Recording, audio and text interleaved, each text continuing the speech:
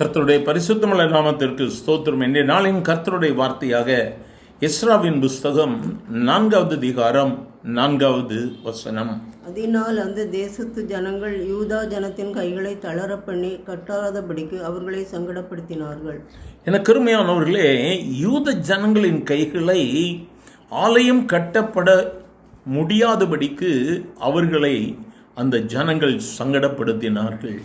அந்நிய தேசத்தில் யூத ஜனங்கள் தங்கள் தேவனாகிய கர்த்தருக்கு ஆலயத்தை கட்ட முயற்சிக்கும் பொழுது அந்த தேசத்தின் ஜனங்கள் அந்த யூத ஜனங்களுடைய கைகளை தளர பண்ணினார்கள். ஆனால் நடந்த சம்பவம் என்ன? வேதம் சொல்லுகிறது, தேவனுடைய ஆலயம் அதன் ஸ்தானத்தில் கட்டப்பட வேண்டும் என்று சொல்லி ஆணையிடப்படுகிறது. எனக்கு அருமையானவர்களே, நாம் செய்ய வேண்டியது என்ன? கர்த்தருடைய சமூகத்தில் காத்திருக்க வேண்டியது அவசியமாயிருக்கிறது. தேவனுடைய ஆலயத்தின் வேலையை அவர்கள் செய்யட்டும்.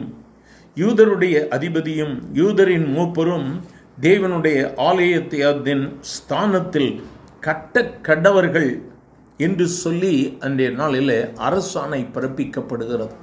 எவ்வளோ பெரிய அற்புதம் பார்த்தீங்களா? தேசத்தின் ஜனங்கள் எதிர்க்கிறார்கள், ஆலயம் கட்டப்படக்கூடாது என்று சொல்லி. ஆனால் தேசத்தை அரசாளுகிற அரசன் சொல்லுகிறான், அந்த ஆலயம் கட்டப்பட வேண்டும். எவ்வளோ பெரிய அற்புதம்! அந்த ராஜாவின் இருதயத்தை மாற்றினவர் சர்வ வல்லமையுள்ள தேவனாகிய கர்த்தர். இன்றும் உனக்கு விரோதமாய் பல கூட்டம் எழும்பியிருக்கலாம், பல சமுதாயங்கள் எழும்பியிருக்கலாம், தேசங்கள் எழும்பியிருக்கலாம். பயந்து விடாதே. உன்னை சூழ்ந்திருக்கிற கூட்டத்தை கண்டு பயப்படாதே. உன் முழங்காலில் நில். உன் முழங்காலின் யுத்தத்தை தொடர ஆரம்பி. நாம் ஆராதிக்கிற தேவன் சர்வ வல்லமை உள்ள தேவன். அவரால் செய்ய முடியாத காரியம் ஒன்றுமே கிடையாது. Nothing is impossible with our Lord. அவரை நோக்கி கூப்பிடும் பொழுது அவர் அற்புதத்தை செய்வார். நம்ம செய்ய வேண்டியது ஜெபம். நம்ம உதட்டளவில் மட்டுமல்ல, நம்மளுடைய மனதில் சிந்தைகளோடு கூட மட்டுமல்ல, நம்முடைய முழங்கால்களை முடக்கி நேரத்தை செலவு செய்து வேதம் சொல்லுகிற வண்ணமாய் விழித்திருந்து ஜெபிக்க கடவோம். விழித்திருந்து தேவ சமூகத்தில், ஆண்டவரே, எங்களை சூழ்ந்திருக்கிற இந்த காரியங்களிலிருந்து எங்களுக்கு விடுதலை தார். தேசம் விரோதமாய் இருக்கிறது, ஜனங்கள் விரோதமாய் இருக்கிறார்கள்.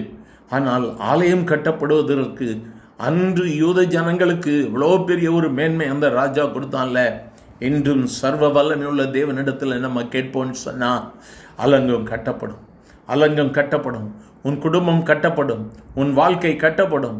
நீ எந்த இடத்துல சோர்ந்து போய் நிற்கிறியோ அதே இடத்துல கர்த்தர் உன்னை பலப்படுத்துவார். அவரை நோக்கி பார்க்கலாமா?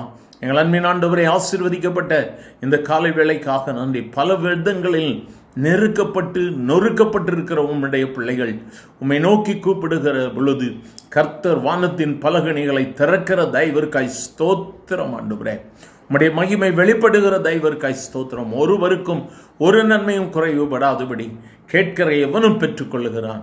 ஆசீர்வதியும். இயேசுவின் நாமத்தில் பிதாவே, ஆமென்.